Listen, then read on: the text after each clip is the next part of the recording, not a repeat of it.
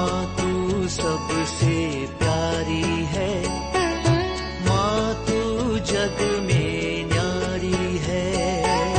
माँ तू सबसे प्यारी है, माँ तू जग में न्यारी है। अपने आंचल में रखना, अपने आंचल में रखना। हमें वरदानों से भरना। माँ तू सबसे प्यारी है, माँ तू जग में न्यारी है। माँ तू सबसे प्यारी है, माँ तू जग में न्यारी है। पिता, पुत्र और पवित्र आत्मा के नाम पर आमीन। आप सबों को जय यीशु। मेरे से किसी ने विवाह जीवन के विषय में क्लास लेने का आग्रह किया। अनेकों परिवार टूटते जा रहा है। इस कारण परिवार के उन संकटों से बाहर निकालने के लिए क्लास लेने का आग्रह किया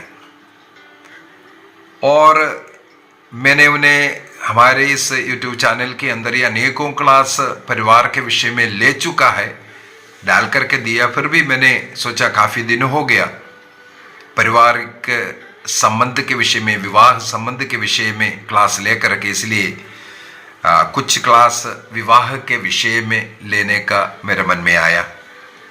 तो आज से बीच बीच में मैं 4-5 क्लास लेने के लिए नोट कर दिया है। आज सबसे पहले ये विवाह रिश्ता ये क्या है, इसके विषय में हम लोग मनन चिंतन करेंगे। पवित्र बाइबल के अनुसार जिस प्रकार ईश्वर इज़राइल के साथ एक विधान जोड़ करके ऐसे एक मजबूत प्रेम संबंध बनाया, इसी प्रकार विवाह जीवन भी ईश्वर द्वारा एक बुलाहट है। और वैवाहिक जीवन में पति पत्नी आपस में वही विधान, वही वादा करते हैं, एक करार करते हैं कि जीवन के अंत तक विश्वासी जीवन साथी बने रहने का, एक दूसरे को आदर करने का और प्यार करने का, ये प्रभु के सामने ये करार करते हैं। अर्थात एक प्रकार एक विधान जोड़ देते हैं जिसे तोड़ नहीं सकता है। विवाह संबंध तोड़ नहीं सकते। ईसा मसीह से शिष्य लोगों ने विवाह का इस संबंध के विषय में सवाल किया। मत्ती का सुसमाचार अध्याय 19 के अंदर वाक्य 1 से हम लोग इस विषय में पढ़ सकते हैं। तब ईसा मसीह ने पुराने विधान का उस सृष्टि कर्म और आदम और हेवा का उस वैवाहिक रिश्ते के विषय में बताते हुए प्रभु कहते हैं वाक्य 5 के अंदर, मैथ्यू चैप्टर 19 वर्स 5, इस कारण पुरुष अपने माता पिता को छोड़ेगा और अपने पत्नी के साथ एक हो जाएगा और वे दोनों एक शरीर हो जाएंगे। इस तरह अब वे दो नहीं बल्कि एक शरीर है। इसलिए जिसे ईश्वर ने जोड़ा है उसे मनुष्य अलग नहीं करे। ईश्वर पति पत्नी को एक शरीर, एक मन, एक तन बनाता है। इसलिए जिसे ईश्वर जोड़ता है उसे मनुष्य अलग ना करे। तो मलाकी के ग्रंथ में भी हम लोग पढ़ सकते हैं। मलाकी का ग्रंथ अध्याय 2 वाक्य 14 से, तुम पूछोगे ऐसा क्यों? कारण यह है कि प्रभु ईश्वर ने तुम्हारे और तुम्हारी युवावस्था में ब्याही पत्नी के बीच विवाह का साक्षी है। कैथोलिक विवाह चर्च के अंदर इसलिए होता है और कैथोलिक कलीसिया विवाह के ऊपर इतना जोर भी इसलिए डालते हैं, विवाह सबसे पहले स्वर्ग में निश्चित करता है। कहां लिखा है? तोबित का ग्रंथ अध्याय 7 वाक्य 11 के अंदर लिखा हुआ है, विवाह किसके साथ किसका विवाह होना है, अनादि अनंत काल से ईश्वर इसको निर्णय किया, निश्चित किया है। ईश्वर ने जिसके साथ विवाह निश्चित किया है उन्हीं के साथ ही विवाह होता है। और अध्याय 6 का वाक्य 19 को मैं पढ़ना चाहूंगा। अध्याय 6 वाक्य 18 एवं 19, उससे जो विवाह करने के प्रार्थना करे, डरो मत। हाँ, इसके बाद लिखा हुआ है, 18 में ही लिखा हुआ है, यह अनंत काल से निश्चित किया गया है कि वह तुम्हारी ही होकर रहेगी। अनंत काल से निश्चित किया हुआ है किसके साथ किसका विवाह होना है। इसका मतलब विवाह निश्चय कहां होता है? स्वर्ग में ईश्वर निश्चित करता है। एक पुरुष के जन्म में, वो एक स्त्री के जन्म में प्रभु उसी समय पर निश्चित किया है इसका विवाह किसके साथ होना है। तुम उससे स्वस्थ करोगे। और हमें मालूम है तोबित के ग्रंथ में जो तोबिया का विवाह सारा से करने के लिए ईश्वर रफाएल स्वर्गदूत को स्वर्ग से भेजा है, उस घटने को। और रफाएल स्वर्गदूत तोबिया से बोलकर के दे रहा है, ये अनंत काल से निश्चित किया गया है कि वह तुम्हारी होकर रहेगी। और सारा के विषय में सारी बातें जब बता दिया, वाक्य 19 में हम लोग पढ़ते हैं, जब तोबिया रफाएल के बातों से जान गया कि वह उसकी बहन है और उसके पिता के कुटुंब की है। देखो, अपने कुटुंब से विवाह करने का यहूदियों में नियम था। इस प्रकार स्वर्गदूत से इसे पता चला कि वह मेरा कुटुंब नहीं है और ईश्वर ने इसे मेरे लिए निर्धारित किया है, तो वह उसको बहुत प्यार करने लगा और उसका हृदय उसके प्रति आकर्षित हुआ। देखो, उस लड़की के विषय में जब पता चला, जिस लड़की ईश्वर की इच्छा के अनुसार अनादि काल से मेरे लिए सृष्टि किया हुआ है, मेरे लिए तय किया हुआ है, ये जान करके तोबिया का हृदय सारा की ओर आकर्षित हुआ और वो उसे बहुत प्यार करने लगी। इसी को ही विवाह कहते हैं। इसलिए ही मलाकी के ग्रंथ के अंदर हम लोगों ने पढ़ा, ये तुम्हारे और तुम्हारी युवावस्था में ब्याही पत्नी के बीच विवाह का साक्षी स्वयं ईश्वर है करके। इसके बाद क्या लिखा है? तुमने तो अपने धर्म पत्नी के साथ विश्वासघात किया, जिसको अर्धाग्नि बनाने के लिए तुमने उसका पाणिग्रह किया था। इसके बाद जो विवाह करने के बाद तलाक नहीं होगा, एक के साथ तुमने विवाह किया, इसके बाद तलाक देकर के दूसरे के साथ विवाह करना, ये सब मना है कर। वाक्य 16 में लिखा है, प्रभु इस्राएल का ईश्वर ये कहता है, मैं तलाक से घृणा करता हूं, मैं तलाक से घृणा करता हूं। एक बार क्रिस्तीय विवाह होने के बाद, क्योंकि क्रिस्तीय विवाह में ये करार करते हैं, एक दूसरे के सामने एक दूसरे को स्वीकार करते हुए करार करते हैं कि जीवन के अंत तक विश्वासी जीवन साथी बने रहने का और आदर करने का और प्यार करने का ये वादा में करते हुए विवाह जीवन में प्रवेश करता है। और इस प्रकार विवाह जीवन एक प्रकार विधान जोड़ देता है, वो कभी तोड़ नहीं सकता। इसलिए क्रिस्तीय विवाह के अंदर तलाक नहीं होता है। और मलाकी के ग्रंथ में आगे क्या कहते हैं? विश्वमंडल का प्रभु ईश्वर ये कहता है, मुझे उससे घृणा है जो एक पत्नी से अन्याय करके दूसरे के साथ गांठ जोड़ देता है। एक के साथ विवाह किया, इसके बाद उसके साथ अन्याय कर करके छोड़ देते, तलाक करते और दूसरे के साथ शादी करते हैं। ऐसे लोगों से ईश्वर घृणा करता है करके ये बात जब ईसा मसीह ने शिष्य लोगों को समझाया, तब शिष्य लोग पूछने लगे, यदि पति पत्नी का संबंध ऐसा है तो विवाह नहीं करना ही अच्छा है, क्योंकि एक बार विवाह करने के बाद तलाक नहीं हो सकता। प्रभु ईसा मसीह ने स्वयं कहा, पुराना विधान के उस वचन को बोलते हुए ईसा मसीह ने इस विवाह को एक संस्कार बनाया। ईसा मसीह के इस जो जवाब के द्वारा ईसा मसीह ने इस विवाह को एक संस्कार बनाया। 7 संस्कार में विवाह संस्कार ईसा मसीह के द्वारा इस प्रकार विवाह को एक संस्कार के रूप में ठहराते हैं। और प्रभु ने समझाते हैं कि ये बात सबके सब नहीं समझते, केवल वही समझते हैं जिन्हें ये वरदान मिला है।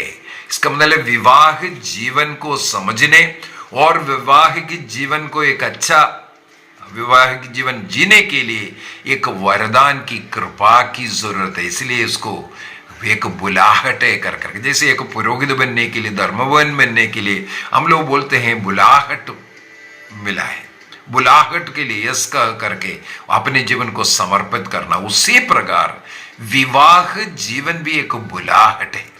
अनादि अनंत काल से इस विवाह के लिए ईश्वर पति पत्नी का किसके साथ विवाह होना है ये निश्चित किया है।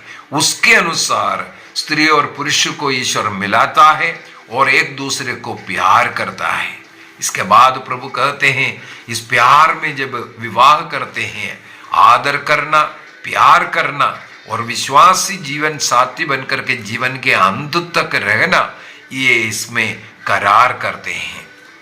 एक और उदाहरण मैं उठाना चाहूंगा, उत्पत्ति ग्रंथ उसके अध्याय 24 के अंदर। उत्पत्ति ग्रंथ अध्याय 24 हमें मालूम है अब्राहम अपने घर के पुराना उस नौकर को भेजते हैं कि अपने पुत्र इसहाक के लिए तुम एक पत्नी को, एक लड़की को लेकर के आओ, तुम मेरे देश में जाना, मेरे देश में जाकर के जहां से ईश्वर ने मुझे निकाल करके इस कनान देश में लेकर के आया, लेकिन यहाँ के कनानियों से मेरे बेटे को वधू नहीं ढूंढना है, मेरे देश में जाकर के मेरे कुटुंब के अपने लोगों से एक लड़की को लेकर के आओ। इलियासर वो पुराना नौकर बोलते हैं आपका देश में नहीं जान रहा है, कहीं मेरे से गलती ना हो। प्रभु के सामने अब्राहम ने उस नौकर से वादा करवाते हैं कि तुम इन कनानियों में से अन्य जाति के लड़की मेरे बेटे के लिए नहीं लाना। इसके बाद एक बहुत ही सुंदर वाक्य 7 में, जेनेसिस चैप्टर 24 वर्स 7, उत्पत्ति ग्रंथ अध्याय 24 वाक्य 7 के अंदर बहुत ही सुंदर, वहां पर वो अब्राहम अपने नौकर को क्या जवाब देते हैं, प्रभु आकाश और पृथ्वी के ईश्वर ने मुझे मेरे पिता के घर और मेरे कुटुंब के देश से निकाला और शपथ लेकर मुझसे कहा कि वह यह देश मेरे वंशजों को प्रदान करूंगा। वही प्रभु, जिस प्रभु ने वादा किया हमारे वंशजों को यह प्रदेश दूंगा, वही प्रभु तुम्हारे साथ अपना दूध भेजेगा जिससे तुम वहां से मेरे पुत्र के लिए पत्नी ला सको। देखो कौन मदद करेगा? ईश्वर मदद करता है। अपने बच्चों के लिए जीवन साथी ढूंढने के लिए ईश्वर स्वयं मदद करता है। किसके साथ किसका विवाह होना है ये ईश्वर ने निश्चित किया। विवाह स्वर्ग में निश्चित किया है, इसलिए हम अपने मर्जी पर नहीं, जिनके साथ विवाह होना है, जो विवाह का मैंने एक क्लास लिया था ABCD, उस ABCD के अनुसार हमें देखना है, वो प्रभु की इच्छा के अनुसार, अपने विश्वास के अनुसार हमारे इस विश्वास में आगे बढ़ने के लिए मदद देने वाला प्रभु देगा, प्रभु देगा। हाँ, कोई भी मिल जाए, ऐसा सोच रखने वालों को कोई भी मिल जाता है, बाद में फिर दुखी होना पड़ता है। हमें एक निर्णय करना है, मेरे विश्वास के अनुसार मुझे मेरा जीवन साथी प्रभु देगा। प्रभु मेरे लिए एक जीवन साथी को, ऐसे एक जीवन साथी को जो उत्तम व्यक्ति है, वो पहले से निर्धारित किया हुआ है, वो व्यक्ति मुझे मिलेगा। ये विश्वास के साथ हमें प्रार्थना करना है। पारिवारिक प्रार्थना एवं धर्म शिक्षा इस पुस्तक के अंदर विवाह के जो बाधाएं, अनेकों लोगों को अपने जीवन साथी नहीं मिल रहा है, उम्र बीतते जा रहा है, तो एक सुंदर प्रार्थना, एक नहीं दो प्रार्थना है।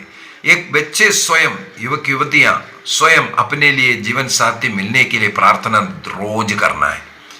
दूसरा माता पिता का कर्तव्य है बच्चों का विवाह करवाना, और माता पिता भी इस प्रकार प्रार्थना करना है अपने बच्चों का विवाह समय पर हो। तो उसके लिए प्रभु स्वर्ग में निश्चित किया हुआ उस लड़का या लड़की को ढूंढने के लिए प्रभु हमारा मदद करे। तो पारिवारिक प्रार्थना एवं धर्म शिक्षा पुस्तक के अंदर जो प्रार्थना है, उसके अंदर ऐसा दो प्रार्थना भी आपको मिलेगा, तो उसे करना है, प्रभु हमें प्रदान करेगा। और हमारे विश्वास के अंदर, कैथोलिक विश्वास के अंदर, जो प्रभु का शरीर रक्त को जो रोज ग्रहण कर सकता, जो पाप स्वीकार कर अपने पाप में जीवन को त्याग कर स्वर्ग के अनुरूप जीवन जी सकता, ऐसे व्यक्ति हमें मिल जाएं। हमारे इस विश्वास में संतों का आदर करना और मृत्यु के बाद हम इस कलीसिया का सदस्य अंग बनकर रह करके स्वर्गीय यात्रा कर रहा है, ये सब विश्वास करने वाला इस कलीसिया के सदस्य हमें मिल जाए, इसके लिए प्रार्थना कीजिए। प्रभु सारे ऐसे बंधनों को तोड़ डालेगा। यहां पर जिस प्रकार इसहाक के विवाह के लिए अब्राहम ने अपना विश्वास प्रकट किया, विश्वासियों का पिता अब्राहम ने जिस प्रकार विश्वास प्रकट करते हुए ये जो वादा किया है, जो ईश्वर मुझे यहां लेकर के आए, वही ईश्वर अपने दूध को भेजेगा और मेरे देश में मेरे कुटुंब का लड़की को लेके आने के लिए मदद करेगा। एलियासर जाते हैं, अध्याय 24, उत्पत्ति ग्रंथ अध्याय 24 को पढ़ना बहुत ही सुंदर। इसके अनुसार इसके बाद प्रार्थना करो। जिस प्रकार तोबिया को लेकर के गया सारा से विवाह करने के लिए, स्वर्ग के ईश्वर आया, स्वर्गदूत आया और उनका विवाह किया, ये करवाया। तो ये सब प्रभु करेगा, ये विश्वास करते हुए यहां एक और वचन में उठाना चाहूंगा। वाक्य 50 के अंदर, अध्याय 24 का वाक्य 50, किस प्रकार उस एलियासर वो नौकर इब्राहिम का देश पहुंचते हैं। वहां जब वो प्रार्थना करने लगे, प्रभु मैं यहां आ गया, अब कौन लड़की क्या है मुझे नहीं मालूम, तुम दिखाओ। और किस प्रकार चमत्कारी रूप से रेबेका वहां आते हैं और रेबेका के द्वारा वो चमत्कार दे करके रेबेका ही इसहाक का पत्नी बनना ही तय करते हैं। इसके बाद वो सारे बात अब्राहम का वो नौकर एलियासर जाकर के इस रेबेका का पिता बतूएल और उसके भाई को कहते हैं लाबान। तब क्या हुआ, तब उनका क्या उत्तर है, वाक्य 50 में लाबान और बतूएल ने उत्तर दिया, इसमें प्रभु का हाथ है। किसमें? विवाह में प्रभु का हाथ है, हम इसमें हस्तक्षेप नहीं कर सकते। यदि विवाह एक क्रिस्तीय विवाह हुआ है, इसके बाद ना पति ना पत्नी ना माता पिता ना सास ससुर कोई भी व्यक्ति उनके उस विवाह जीवन में हस्तक्षेप नहीं करना चाहिए, अलग रहने का सोचना नहीं चाहिए, अलग करने का। और उनके दाम्पत्य जीवन में जो कष्ट होने के लिए, पीड़ा होने के लिए, एक दूसरे का नफरत करने का कोई हरकत कभी नहीं करना चाहिए, क्योंकि ईश्वर ने उन्हें जोड़ा है। उसको माता पिता सास ससुर जो भी व्यक्ति है, सब लोग उसको स्वीकार करना चाहिए, एक्सेप्ट करना चाहिए और ये प्रमोट करना, उनका ये वैवाहिक जीवन और कुशल, आनंदमय, शांतिमय बन जाए, उसके लिए हमें प्रयत्न करने की जरूरत है। प्रार्थना के द्वारा और हम अपने स्वयं के जीवन के द्वारा और अच्छे अच्छे उपदेशों के द्वारा उनके उस वैवाहिक जीवन के वो प्रेम को बनाए रखने के लिए और बढ़ने के लिए अन्य लोग मदद करना, ना कि उसको तोड़ने के लिए। संत पौलुस इस विवाह जीवन को ईश्वर तथा कलीसिया के बीच का वो रिश्ता, प्रेम रिश्ते के साथ जोड़ा है, पति और पत्नी का उस रिश्ता को। एफेसियों को लिखते हुए एफेसियों का पत्र अध्याय 5 वाक्य 21 से हम लोग पढ़ सकते हैं, पति पत्नी के बीच में जो रिश्ता है वो ईश्वर तथा कलीसिया के बीच का जो रिश्ता है। जिस प्रकार कलीसिया के लिए ईश्वर ने अपना इकलौते पुत्र को अर्पित किया और वह अपना रक्त बहा करके उस कलीसिया को बचाया, उसी प्रकार पति को पत्नी को एक दूसरे का आदर करना, विश्वासी जीवन साथी बनना और प्रेम करते हुए जीवन के अंत तक एक हृदय, एक मन, एक तन बनकर के रहना, ये बाइबल सिखाते हैं। वाक्य 33 में जाकर के एफेसियों का पत्र अध्याय 5 वाक्य 33 में संत पौलुस लिखते हैं, ये एक महान रहस्य है। वैवाह एक महान रहस्य है। इसके अनेकों रहस्यों को आने वाले क्लास में हम लोग मनन चिंतन करेंगे। आइए हम अपनी आंखें बंद करें। विवाह जीवन ईश्वर का एक बुलाहट है। इस विवाह जीवन के द्वारा एक स्त्री और एक पुरुष एक शरीर, एक मन, एक तन बन जाता है। ईश्वर अपने पवित्र आत्मा के द्वारा विवाह जीवन के अंदर, इस विवाह कर्म के अंदर पवित्र आत्मा के द्वारा इन दोनों को एक बनाते हैं, एक हृदय, एक मन, एक तन बनाता है। आगे हम लोग देखेंगे इस वैवाहिक जीवन में पवित्र तत्वों का प्रेम प्रकट करना है। जिस प्रकार ईश्वर कलीसिया को प्यार करते हैं, उसी प्रकार वैवाहिक जीवन के अंदर यदि उस ईश्वरीय प्रेम है, पिता, पुत्र और पवित्र आत्मा का प्रेम, उसके विषय में भी हम लोग आगे मनन चिंतन करेंगे। हम समर्पित करना चाहते हैं ऐसे युवक युवतियों को जिनका विवाह में बाधाएं हो नहीं पा रहा है, उपयुक्त जीवन साथी मिले। जिस प्रकार अब्राहम अपने नौकर एलियासर को भेज करके कहते हैं, मेरे अपने कुटुंब का, अपने विश्वास के लोगों को लेकर के, बेटी को लेकर के आओ, हमारे बच्चों को ईश्वर इसी प्रकार हमारे कैथोलिक विश्वास के अनुसार जीने वाला जीवन साथी प्रदान करे। स्वर्ग का ईश्वर हर एक बच्चे को इसके लिए मदद करे।